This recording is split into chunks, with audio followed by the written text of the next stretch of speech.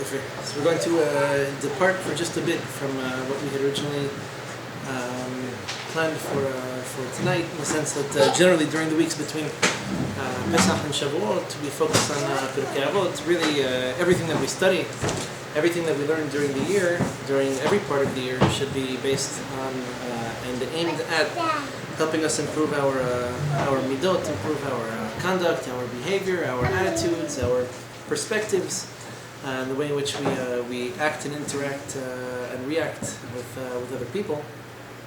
I have the unique occasion tonight of speaking on the topic of Pesach Sheni, so we'll take a brief spiritual halachic detour. So first of all, Pesach Sheni is not mentioned in the Mishnah, in the Talmud, or the Shulchan Aruch, the classical poskim, as a holiday that's observed. In other words, we have Yamim Tovim. Yom Tov always implies that the day is described by the Torah as a Yom Tov, as a Moed. There's holiness associated with it. And therefore, when Beit HaMikdash was around, we used to bring sacrifices, additional sacrifices. It was called the Qurban Musaf, in addition to the Qurban Tamid, the regular everyday one lamb in the morning, one lamb in the evening, as some Moroccans and Tunisians still consume. So the question is, what is it about Pesach Sheni? What's the halachic status of it? So there are those who have the custom not to do vidui, so not to do confession, and most of this would apply already from the mincha of the day before. In other words, from mincha today, and the fact that there are those who have such a custom already implies something very interesting about it. As if to say, there's a bit of kedusha, a bit of holiness to it. And there's this custom of eating matzot that some mention. We'll talk about that in just a second. The story of Pesach Sheni itself is pretty fascinating. We have on Pesach one of two rare examples of a positive mitzvah, mitzvah aseh, for which one could be punished for not fulfilling. In other words, if I violate Shabbat, the Torah says, do not violate the Shabbat. I chose to violate the Shabbat, so I did something the Torah told me not to do. Generally, when we think of punishments or punishable offenses, this is how they work. Torah told me not to eat chelev, and I decided to eat chelev. The Torah said not to eat milk and meat. I ate milk and meat. So these are all punishable crimes, be they at the hands of a Sanhedrin or at the hands of God. What's the status of a positive mitzvah that I chose to ignore? Like Torah said, Torah said put on tefillin. I don't feel like it. Not my thing. Didn't wake up on time. It's not in my lexicon just yet.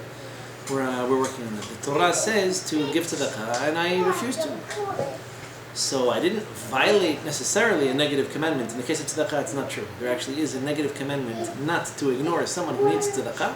So it's a positive commandment that has a negative one to it. Shabbat is like this too. The Torah doesn't say, do not put on tefillin. You have a mitzvah to put them on. If you choose not to do it, so you didn't do it. What's the big deal? I chose not to make kiddush on Friday night. Men and women both have this obligation. So what happens? There's no punishment associated with a missed mitzvah aseh. The Torah told you to do this. If you do it, you have a reward that's generally not written in the Torah. If you don't do it, you missed an opportunity. Okay, so mitzvah came and went. I didn't make kiddush on Friday night. I can make kiddush the following day. Haven't made kiddush the following day. Come Motzei Shabbat, I can no longer make kiddush. So I missed an opportunity. Two mitzvot are notable exceptions to this rule. One of them is the mitzvah of circumcision.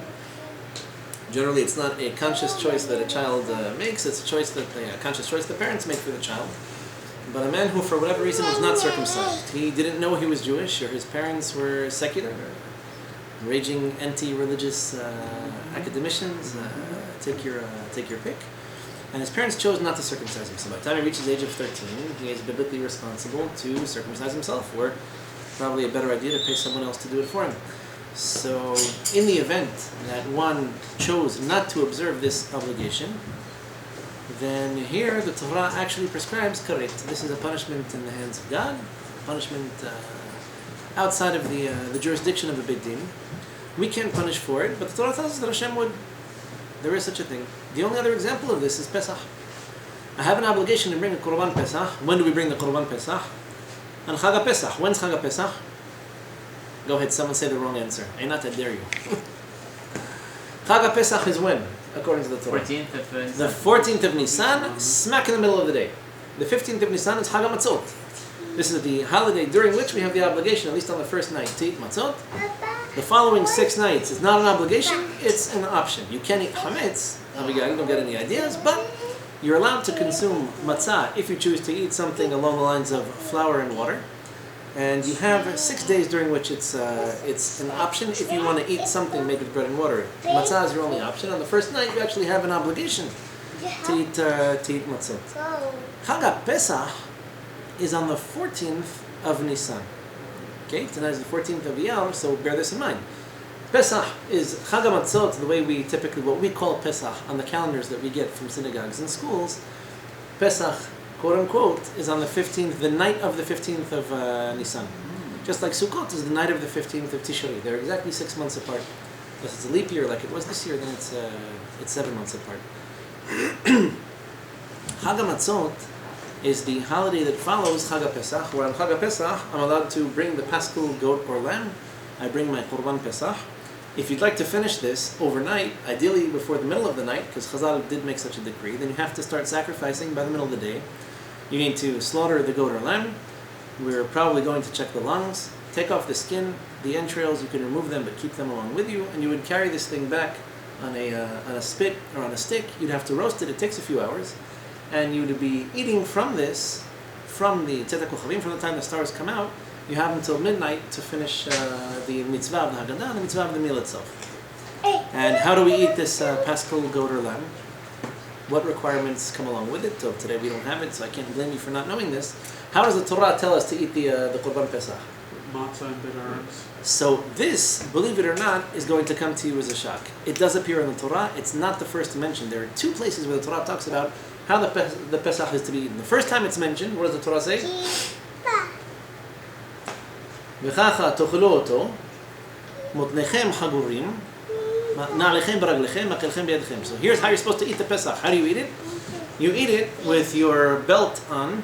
Generally, when you're at home, you can take the belt off. You can relax. When you're traveling, you keep the belt on because you don't want your jalabia, you don't want your tunic flapping backwards and forwards. It's the days before everyone had what they call pants in modern English. So you're told to eat the Qurban Pesach. How? As if you were leaving Egypt. How do you eat it? You eat it with your belt on, with your belt fastened. You eat it with the shoes on your feet. Not supposed to eat the Qurban Pesach barefoot. Tell it to my kids. You're supposed to eat it barefoot. If you walk with a stick, you keep your stick with you. That's to say, I'm about to get up from this meal and leave Egypt myself. And Chazal, in fact, have this comment in the Haggadah. Every individual, you have to see yourself or show yourself as if you're leaving Egypt. Every generation, even if you're in New York or France or Israel. And the only mention of what you eat along with the Pesach happens to appear in Parashat Behalotcha. Parashat Behalotcha is not Parashat Bo. This is not the actual leaving of Egypt. In fact, this is the following year. What happened in the following year? There were certain people who were impure for whatever reason. Opinion holds that they were the ones carrying the bones of Yosef. And these people, because they were in contact with a cadaver, with a dead, bones anyway at this point, they were unable to perform the Qurban Pesach at its prescribed time. Okay, you have a mitzvah that comes your way, anus rachamana patreh. Someone who is forced, someone who is unable to perform or fulfill an obligation due to what we call in English force majeure. You can't overcome the fact that you're impure. You aren't able to meet the criteria that determine who can and who can't bring a sacrifice, who can and who can't enter Beit HaMikdash. They happen to be in a state of impurity. So they complained to Moshe, we're not able to bring the Pesach. What did we say just a short while ago about the Qurban Pesach? What happens if I can't fulfill my paschal obligation? I can't bring a Qurban for the Chag. Well, you get punished. I'm potentially liable for karet. My soul can be excised from the nation. Maybe it means an earlier death than otherwise prescribed. There are a few opinions on what karet means. By all accounts, it's definitely the worst of all the punishments one can get. It's punishments at the hand of God. And we prefer to avoid this wherever possible. So yes, if you haven't been circumcised, by all means, look into it. When it comes to Pesach, when it comes to the Qurban, what happens if I am unable to bring the sacrifice for whatever reason. So the first time it came up was the second year when we were leaving Egypt. We'd already received the laws of purity and impurity, and who is tameh and who is tahor. You come into contact with a dead body. Unfortunately, it means that you're doing a mitzvah, hopefully, but you're not able to fulfill this particular obligation because it involves a qurban. You have to be in Beit HaMikdash in order to do it. So they complained to Moshe. Moshe says, no, I hear this complaint. And what does Hashem say? Hashem says like this: everyone has the obligation to bring the Qurban Pesach. And one who doesn't bring the Qurban Pesach on its time really is liable for a karet. But someone who happened to be, again, force majeure, someone who happens to be unable to come to Israel for whatever reason, he's incarcerated, he's held against his will somewhere, he's required to make his best efforts to make it up. If I happen, God forbid, to have been, let's say, in mourning, or there was a body that needed to be buried, no one else was there to do it, so I'm not going to pass up the mitzvah, but I'm going to miss the Pesach. Okay, lucky for you, you happen to have the option of bringing the Pesach exactly 1 month later. Not on the 15th, on the 14th. And this would be your Pesach, this would be your way out of what otherwise might have been a potential chiyuv karet, a potential punishment, liability for this punishment of karet. So how do we avoid the punishment? By bringing the sacrifice, or bringing the Pesach Sheni. So we have today a custom, become more and more widespread with time, which is to eat matzah on Pesach. Believe it or not, the only mention of an obligation to eat the Pesach roll. And if you can't do Pesach Sheni either, you're still in jail. Right. Okay? So then we revert back to the statement we made before. Anus Rahamana Patreh. Someone who is unable, incapacitated, or for whatever reason incapable of performing a mitzvah, the Torah never obligated such a person. Okay. So for example, the classic example, we mentioned milah before. What happens if you happen to have a family, I believe this is, it's genetic, it's hereditary, but it's typically through the mother's genes, that someone is hemophiliac. So the Gemara mentions this. You have an obligation to do a brit milah. You circumcise a son, and God forbid, the bleeding doesn't stop, he can just die. If it happened to a second child, or the Gemara says, we don't circumcise the third. Only if the first dies? Well, if you had 2 sons who had died, and again, today, thank God, we have medicine, we can figure these things out. Back then, circumcise the child. You hoped, look, 999,000 out of 999,999 out of a million, this doesn't happen. I don't know the last time I heard of such a thing. So, not in my lifetime, at any rate. So back then, there used to be such a concern. Okay, so you have an obligation, you do it, you fulfill the obligation. If God forbid something happened, who knows? Maybe it was an infection, maybe it was something else. At least then they couldn't tell. If it happened that you had 2 children, 2 sons who both died as a result of the circumcision, we just don't do circumcision to a 3rd son who might be born. Why? We don't take chances. So if one is such, they're just incapable of bleeding, or the bleeding, well, capable of bleeding, just incapable of stopping the bleeding, you'd be, in theory, exempt. The Torah couldn't force you to do something. It causes you to die. We have a couple of such catches. I don't know if there are people who are gluten intolerant in the times of the Tanakh or the Mishnah or the Gemara. Could be they all just died trying to eat matzah and never figured out why. But if you knew for a fact that you were incapable of eating it or incapable of digesting it, then yeah, you probably would be somehow exempt. I suppose one could make the case for the Qurban Pesach itself. If such a thing were possible, that someone were allergic either to goat or to lamb or to both of them, you'd be allergic to goat and have lamb, allergic to lamb and have goat, you're allergic to both of them for whatever reason you're not capable of digesting, then first of all, my condolences, and second of all, you would probably be in some way or another exempt from the Qurban Pesach because you can't eat it. It causes you damage. What about vegetarians? Vegetarians, if it's someone who's a vegetarian on principle, someone who just doesn't believe in the concept of eating meat, I don't know what to tell you. You're up a creek without a paddle, as we say in English. You're basically going down the rapids without any ability to steer. The Torah requires you to do this. If you believe that the sacrifices are inhumane or that eating meat is morally wrong, then you just take it up with God. I don't know what to tell you. Sadly, At least once a year you'd have such an obligation. There's Jews nowadays that think sacrificing is inhumane, despite what the Torah says. It's very unfortunate. We pray every day in our tefillot and in Birkat Hamazon. We hope that Beit HaMikdash should be rebuilt. One of the things that we pray for and we request specifically is the ability to re-inaugurate the altar, the Mizbeach, and bring sacrifices. So, back to Pesach Sheni, believe it or not, the obligation, good. I missed it. What did you say the source was? Is that Chaydahem? What's the source of that? For not performing a mitzvah that endangers you, yes. Ela mitzvot she'yaseh adam v'chai b'hem. These are mitzvot that one should all the mitzvot we hold this applies to, that one should fulfill and live in them or with them, as opposed to fulfilling the mitzvot and dying through them. Although the Gemara qualifies that, there are mitzvot that might kill you and that you still have to observe, generally in the negative category. So if someone were to put a gun to my head and say, kill him or I kill you, or worship this idol or convert to such and such religion, that doesn't hold. Those mitzvot are exceptions. And there's a whole discussion, because at a time where if there were such a non-Jewish regime that insisted that the mitzvot weren't to be observed, and it was a matter of public decree, that according to the Gemara and the Ramban, any mitzvah is in this category. We'll keep them all. It doesn't matter. It's not so cut and dry. I mean, here we're talking about mitzvot that everyone else can keep and you can't because of a specific, particular physical ailment. Maybe an allergy would count.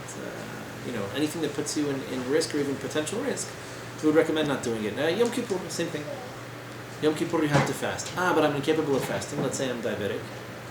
So if that's the case, then the Torah just wasn't talking to you. You're not obligated to keep Yom Kippur as strict and as important and central as it is. It's just not an obligation that pertains to someone who's on certain medications or can't not eat for 24 hours. Anyhow, surprise of all surprises, the obligation to eat the Qurban Pesach, be it a goat or a lamb, with matzah maror, as you would quote it yourself, al matzot u'morim tochuluhu, appears by Pesach Sheni. We have no mention of this. We have an obligation to eat matzah on the first night. We understand this is mentioned separately in Parashat Bo. We have a mitzvah midoraita to eat matzah on the first night, which is to say, even if Beit HaMikdash is not in existence and we're unable to bring the Qurban Pesach, I still have a mitzvah midoraita to eat matzah. Beautiful question that requires a little bit of asking. Why then on Pesach Sheni do we not eat maror? The question has been posed in recent history. Why, if we eat matzah and maror on the first night of Pesach, and certainly ha'ikar hasar min hasefer, the principal dish, the main course of the night happens not to be there, we still go out of our way to eat matzah, we go out of our way to eat maror. Why do we not eat both matzah and maror on Pesach Sheni? For those who have the custom, it's certainly not an obligation, but for those who have the custom. So one answer that's proposed is that because the maror is not mentioned in the context of the first Pesach, meaning the first time we were commanded to observe the Pesach, we hold that maror b'zman hazeh, now that Beit HaMikdash is not in existence and we can't bring the Qurban Pesach, we can't sacrifice the Qurban Pesach. Maror is only midrabanan. So we make a bracha on the maror on Lil Pesach. By the Seder, if you're familiar with it, we eat both matzah and maror. We make a bracha separately on both of them. Asher k'sham tzava tzivanu al achilat matzah, asher k'sham tzava tzivanu al achilat maror. Happens to be, insert parentheses, that the obligation to eat matzah is midoraita. This is how we hold. Whether or not Beit HaMikdash is around and you're eating from the sacrificial meat, the obligation to eat matzah, to eat maror, only applies to the Qurban Pesach when we're eating in Israel. Outside of Israel, we hold the obligation to eat maror as midrabanan. But yes, we do understand that when we're bringing the Qurban Pesach and we're in Israel, we have the Beit HaMikdash. The meat itself must be eaten with matzah and maror. This is the origin of the famous korech. Hillel HaZaken, what was his patent? What was his trick? He says, look, the Torah tells me I have to eat the Pesach, I have to eat matzah, I have to eat maror. In theory, I fulfilled my obligation if I had a bite of matzah, in other words, a real, the floppy Sephardi matzah. If it's a box of Ashkenazi matzot, maybe you can close to fulfill the obligation. I have an obligation to eat from the Qurban itself, and I have an obligation to eat at least a kazait of maror. I can eat them one after the other, and I fulfilled my obligation. Torah tells me, meaning literally, on matzah with maror you should eat it. It doesn't mean literally I have to eat everything one on top of it. Hillel HaZaken said yes, why not? By all means, we have an obligation to fulfill, we have a requirement to dispense. May as well eat the Pesach, the Qurban Pesach, the meat, with matzah and maror to fulfill this obligation, to make sure that you got it all in one shot. What the Torah tells me, the 3 requirements I have to eat tonight, I'm going to eat them one after, instead of one after the other, I'm going to eat them together, rolled into my matzah. So, interestingly enough, the obligation to eat matzah and maror with your Pesach comes from Pesach Sheni. From here, this custom that developed to eat matzot on the night of the 14th of Iyar. One more note before we make a quick break. The concept of Pesach Sheni is fascinating in the sense that we don't have too many examples of a second chance in the Torah. I have an obligation to fulfill. Okay, what happens if I couldn't fast on Yom Kippur? As we mentioned before, the diabetic. Someone's diabetic, God forbid, they can go into shock. Body stops to function if you don't eat every couple of hours. So no, I'm going to eat because these are mitzvot that one should fulfill and live with them. So I choose to eat in order to spare my life. Do I have to make up Yom Kippur? Is there such a thing as Yom Kippur Sheni? What, next month? I mean, if not in Tishri, then in Cheshvan, I'm going to fast on the 10th. Everybody else is eating. We have no such thing. We do have such a concept a little bit anyway by Shabbat. There's mention of one who had to fast on the Shabbat for whatever reason. The Gemara says a few examples.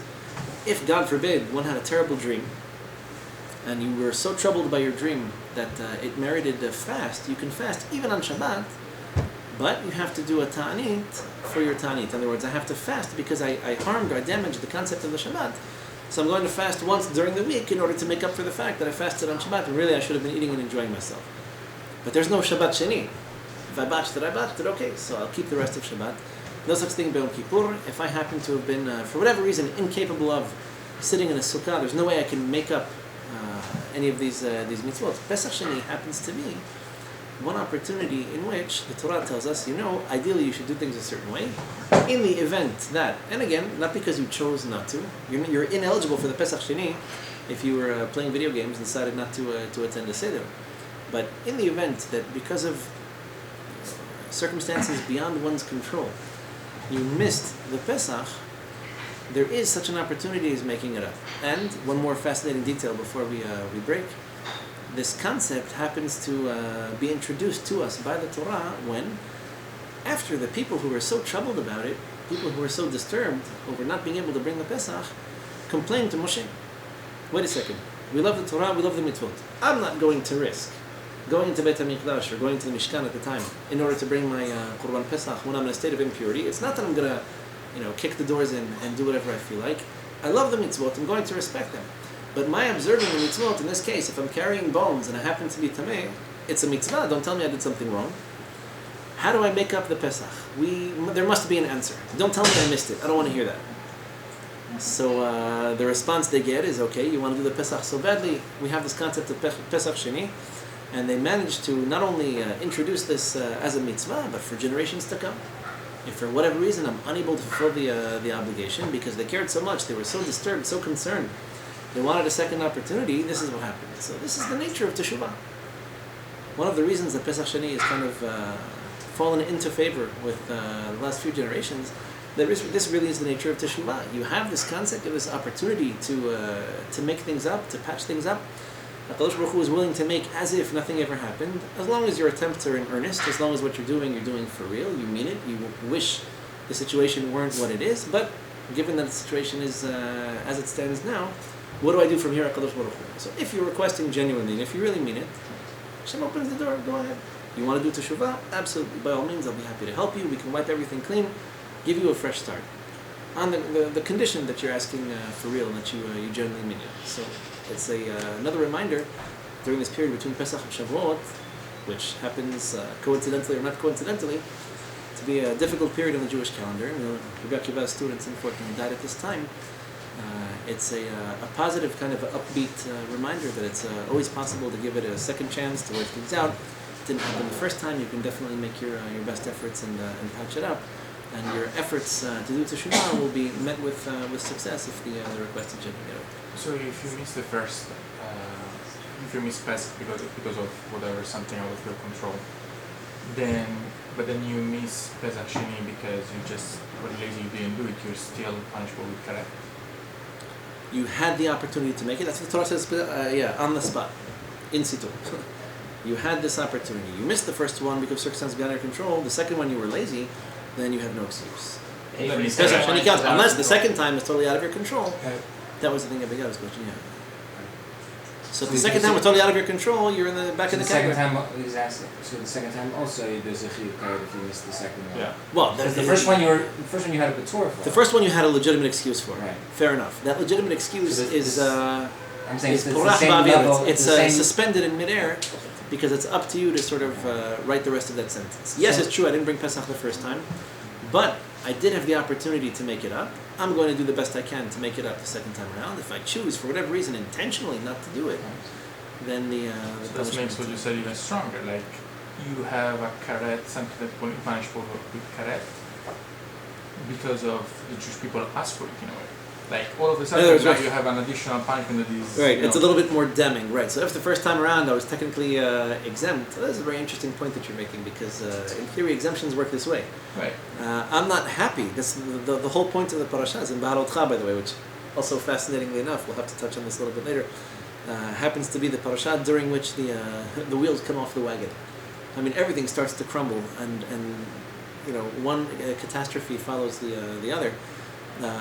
True, if they had sat there quietly and said, listen, according to the rules, we're carrying a casket, we're not allowed to bring the Pesach, we're ineligible, so nothing we can do, we just basically have to suck it up and take it. So instead of contenting themselves with having missed it, but for a legitimate reason, they become indignant. What do you mean? It can't be that I can't bring the Pesach. The whole nation did and I didn't. That's not, so we'll hand the bones over to someone who did the Pesach the first time, we'll do this in shifts.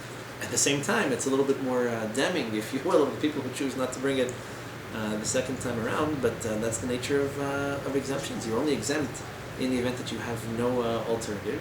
They could have contented themselves with saying, you know what, we couldn't do it, we have a legitimate excuse. I got a note from the doctor, a note from the nurse, why should I even bother? And the Torah gives you this, the exemplary behavior in such a situation. If you want to model this for generations to come, what do you mean I missed the opportunity? There has to be a way to do it, just show me where and sign me up. I don't want to miss out.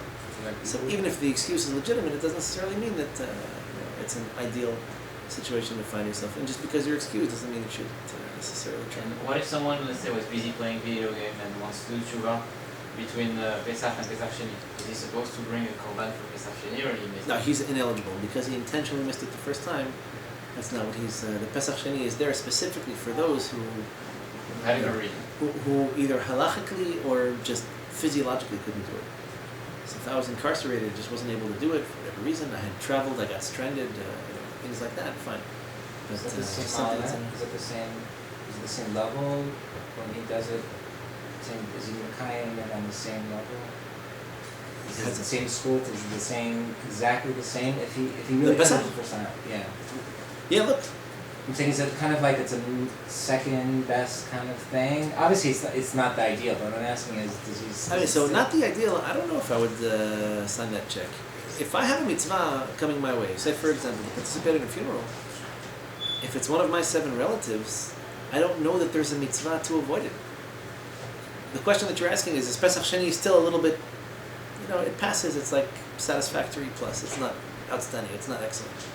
So the answer is, well, if I wanted to fulfill the Pesach in the most ideal way, but it means passing up on another mitzvah, I don't have to pass up on the mitzvah if it's, for the classic example, is a mit mitzvah.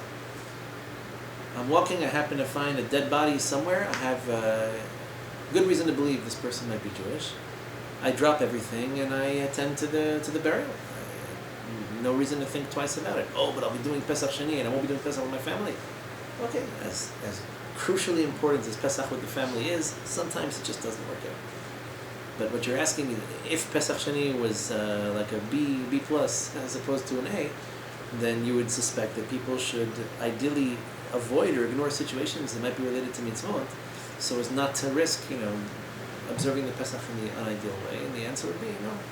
This is the ideal. Sometimes things come up, things pop up, things happen. I assume it has the same karet, but it's still clearly a very... I mean, it's very the weighty... it's the karet deadline, because if you did have a legitimate time the first time, a legitimate excuse the first time around, suspended, it's up to you. Really, maybe it's not a new karet. Maybe it's really the karet that was suspended initially. Yeah, it's up in the air. It's in suspended animation until you decide how to conclude the sentence. So the story, the That's chapter. what I'm not saying finished. is that the fact that it's karet also, that you get karet if you don't do the second one, is not an indication necessarily that it has the same importance. Because you could argue that it's really just the karet of the first one that is suspended temporarily. So in that case, it's actually an extension of the first Pesach, which means it's the same thing. So we're going to take a quick break. Yeah, please go ahead. Question. The second Pesach, is it like the whole thing or just the Leila Seder? So it's, you would have the obligation to bring the Qurban Pesach, eat matzah and maror. It would be any day that you bring a And do Qurban. the whole thing, like clean the house and then do the Bikat Chametz and everything? Right, so some of these halachot actually apply to the first Pesach too. So for example, the fact that I participated in a funeral doesn't mean that I can eat chametz. So maybe it meant that I can't go to the Mishkan or Beit HaMikdash, bring my Qurban and then bring it back home and eat it in Yerushalayim. So that's not to exempt me from the isur of eating chametz or owning it. So I still have to clean the house, again, provided that I can. If I'm in prison, then someone else is cleaning for me. But I still have to clean the house. I still have to renounce any ownership of chametz. I'm not allowed to consume chametz if it belongs to me or if it belongs to someone else. The Qurban itself is the only thing that you can make up. But he ate matzah on the first night. On the first night, he wasn't able to do the Qurban, but he ate matzah. So you already fulfilled the mitzvah biblical of obligation matzah of eating matzah. without the You didn't fulfill the biblical obligation of eating the Pesach with with matzah. matzah. Has to be. So what I'm saying, so then when he has the Qurban later, can he? We have to make a bracha on the or he matzah. ready Makayim the mitzvah of matzah. You have a separate obligation of eating the Pesach with matzah and maror. But it's like kind of like Kiddush B'makom Suda, that he doesn't have the same level of mitzvah. He'd be making a bracha and he'd be eating. It's a mitzvah midoraita. I don't. Yeah. Good question. I want to be able to answer some of these questions very soon.